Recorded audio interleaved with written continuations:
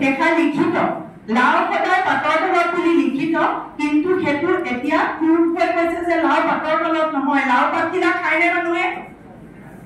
পাতকিলা খায় কিন্তু যেতিয়া লাও ওলাই মানুহে লাওটো খায়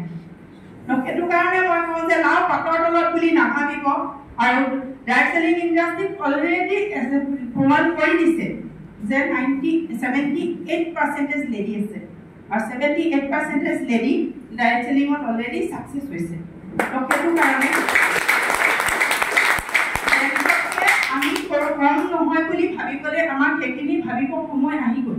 কাৰণ কেলে আজি জেটছে যেনেকৈ দুখাই আছে আমি লেডিজৰ তেনেকৈ কৰিব পাৰোঁ কিন্তু আমি নকৰোঁ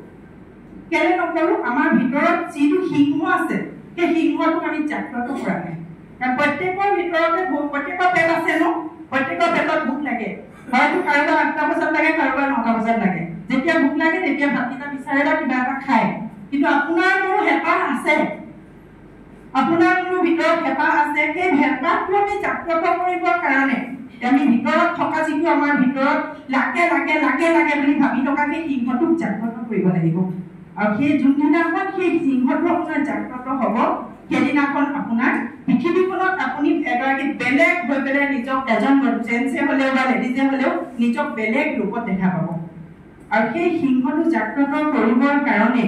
আপোনালোকক মই অনুৰোধ জনাওঁ ঘৰত বহি থাকিলে সেই সিংহটো কেতিয়াও জাগ্ৰত নহয়